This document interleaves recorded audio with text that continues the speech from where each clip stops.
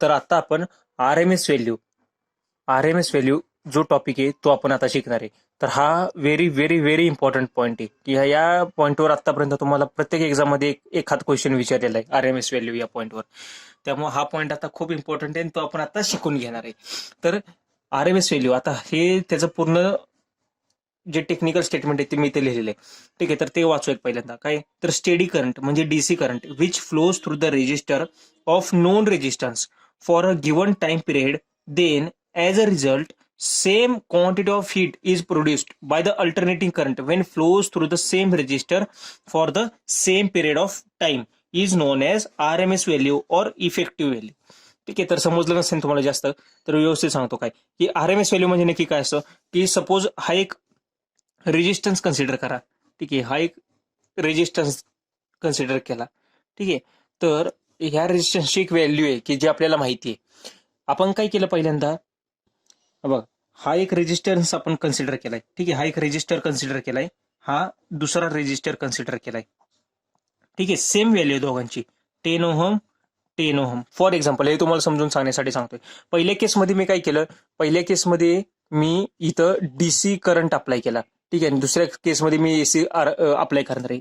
किती सेकंदासाठी? 5 सेकंदसाठी. या पण केसमध्ये 5 सेकंदसाठी.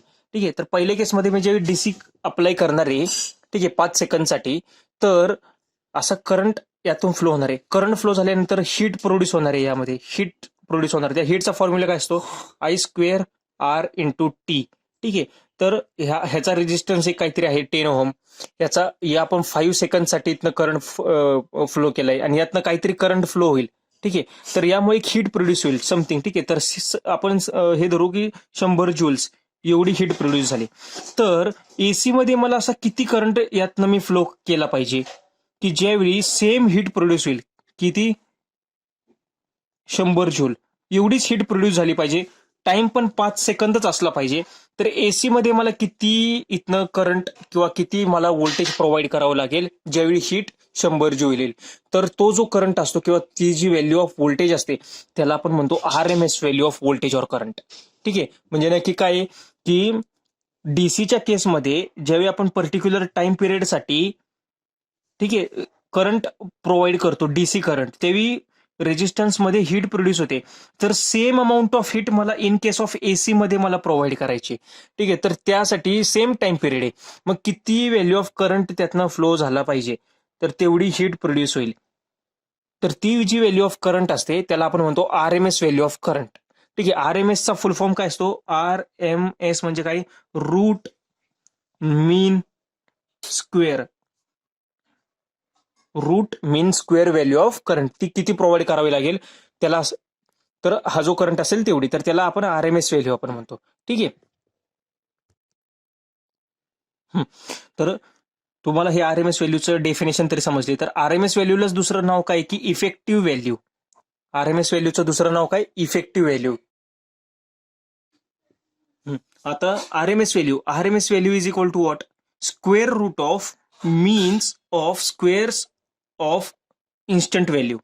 म्हणजे पर्टिक्युलर इन्स्टंटला बघा, मग अशी ऍव्हरेज व्हॅल्यूला पण आपण घेतलेलं इन्स्टंट. ठीक आहे, ऍव्हरेजेस ऑफ इन्स्टंट आपण घेतलेलं. तर इथं आपण काय करणार आहे? Means of square of instant value आणि त्याला स्क्वेअर रूट करणार आहे.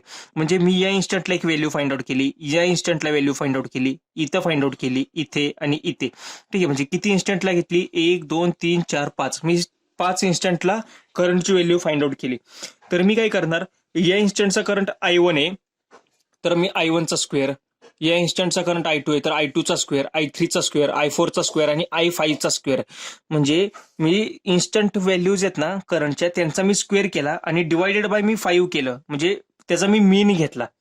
ठीक आहे, आणि त्याला मी काय केलं? स्क्वेअर रूट टाकलं. तर ह्याला म्हणतात आर-एम-एस. हा सुद्धा एक त्याचा फॉर्म्युला आहे. ठीक आहे, तर हे होतं आर-एम-एस व्हॅल्यूला काय म्हणतो आपण? Square root of means of square of instant values. तर म्हणजे हा व्हिडिओ पॉज करा, तुम्ही वाटल्यास हे स्टेटमेंट आणि हे कॉपी करून घ्या.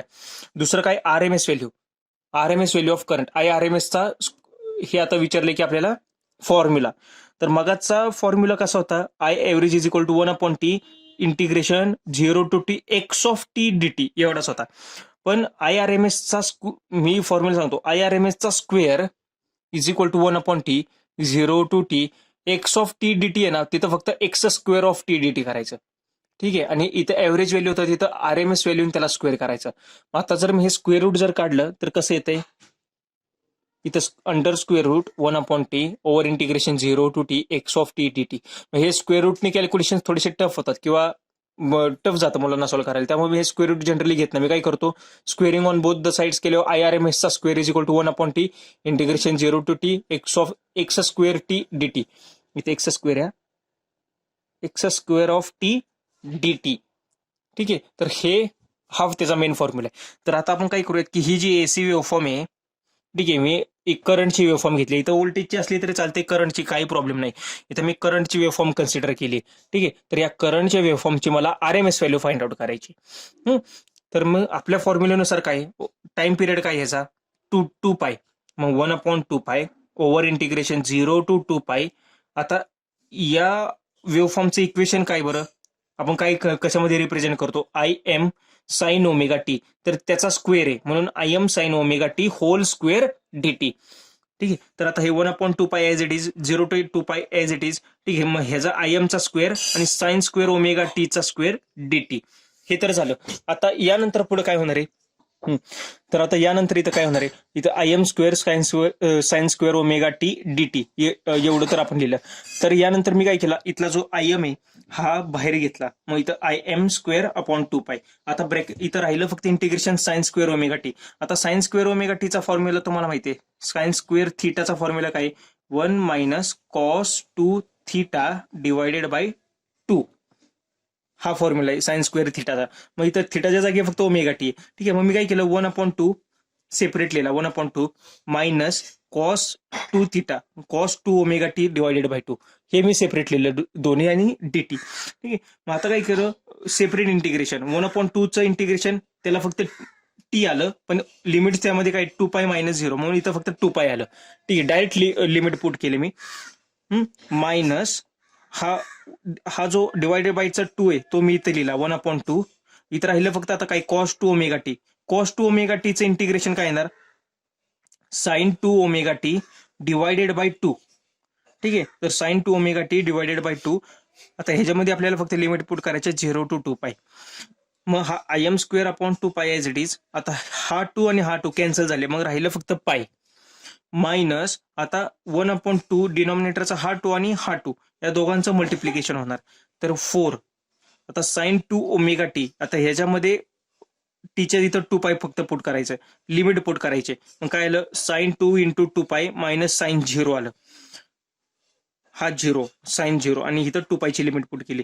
तर आय एम स्क्वेअर अपॉन 2 पाय, इथं राहिले फक्त पाय, मायनस ह्याची व्हॅल्यू काय, साइन 4 पाय, साइन 4 पायची व्हॅल्यू 0, साइन 0 ची पण व्हॅल्यू 0, 0 - 0 0. त्यामुळे ही पूर्ण टर्म कॅन्सल झाली, 0च राहिलं इथं फक्त. ठीक आहे, म्हणजे ही पूर्ण टर्मचं 0 झालं, फक्त 1/2 पायचंच इंटिग्रेशनचं काय आलं, टीची फक्त लिमिट पुट केली आपण 2 पाय, मग ते इथं 2 पाय आलं. ठीक आहे, तर हा 2 कॅन्सल केला, इथं पाय राहिला, हा पाय एज इट इज. इकडचं कॅल्क्युलेशन सगळं 0 झालं. मग फायनल आन्सर काय आलं, आय एम स्क्वेअर अपॉन 2 पाय आणि हा इंटू पाय. तर मी हा पाय आणि हा पाय कॅन्सल झाला. मग आय आर एम एसचा स्क्वेअर, इथं एक लक्षात घ्या, इथं स्क्वेअरने आपण कॅल्क्युलेशन सुरुवात केली. मग इथं आय आर एम एसचा square is equal to I M square upon 2 एवढंच राहिलं. मग I R M S is equal to I M upon √2. म्हणजे नक्की काय की आर एम एस व्हॅल्यू काय असतं की जी मॅक्सिमम व्हॅल्यू आहे, ही मॅक्सिमम व्हॅल्यू, ठीक आहे, ही जी मॅक्सिमम व्हॅल्यू आहे त्याला √2. ठीक आहे, किंवा आर एम एस व्हॅल्यू ही 1/√2 म्हणजे काय, 0.7071 times of I M mean value, maximum value. म्हणजे मॅक्सिमम व्हॅल्यूच्या, ठीक आहे ना, आर एम एस व्हॅल्यू ही मॅक्सिमम व्हॅल्यूच्या 0.7071 टाइम्स असते, किंवा 1/√2 times of maximum value of current. तर हा त्याचा खूप इम्पॉर्टंट फॉर्म्युला आहे. यावरचे एक्झाम्पल्स येतात या फॉर्म्युल्यावर, एकदम छोटासा फॉर्म्युला आहे पण यावरचं विचारतात एक्झाम्सला. आता सिमिलरली हे करंटचं काढलं आपण, व्होल्टेजचं काय येणार, V R M S is equal to VM upon √2. VM म्हणजे पीक व्हॅल्यू और मॅक्सिमम व्हॅल्यू, 1/√2 म्हणजे 0.7071 टाइम्स ऑफ मॅक्सिमम व्हॅल्यू. यावर डायरेक्ट क्वेश्चन विचारलेले आहेत आपल्याला. ठीक आहे, तर दुसरं काय, value of R M S value is same for sine wave and cosine wave form. ठीक आहे. आता साईन वेव्ह कशी असते तुम्हाला मी मागच्या ह्याच्यात दाखवलेलं, आणि कोसाईन वेव्ह पण कशी असते. तर त्या दोन्ही वेव्ह फॉर्म सेमच आहेत, फक्त ते आहेत ना शिफ्ट केलेले आहेत. कोसाईन जरा आधी शिफ्ट केली, म्हणजे साईन वेव्ह फॉर्म आहे त्याला जरा अजून लेफ्टला शिफ्ट केलं की ती कोसाईन वेव्ह फॉर्म होते. म्हणजे त्याच्या टाइम पिरियडवर काहीच नाही, त्याच्या या म्हणजे आरएमएस व्हॅल्यू असू दे किंवा एव्हरेज व्हॅल्यू, या दोन्ही त्याच्या शेपवर डिपेंड असतात. कारण की शेपवरून आपण त्याचं इक्वेशन काढतो. ठीक आहे. कोसाईन वेव्हचं पण सेम आरएमएस व्हॅल्यू होती, काही सुद्धा फरक नाहीये, दोन्ही व्हॅल्यू सेम राहतात. तिसरा पॉईंट काय, RMS value is used for AC power calculation. ठीक आहे. एसी पॉवर कॅल्क्युलेशनसाठी आपण आरएमएस व्हॅल्यू फाइंड आउट करतो, आणि एव्हरेज व्हॅल्यू असते ती डीसी पॉवर कॅल्क्युलेशन मध्ये यूज करतो. तर हे 3 पॉईंट्स आहेत आरएमएस व्हॅल्यू बद्दल आपण बघितले. ठीक आहे. चालेल, थँक्यू.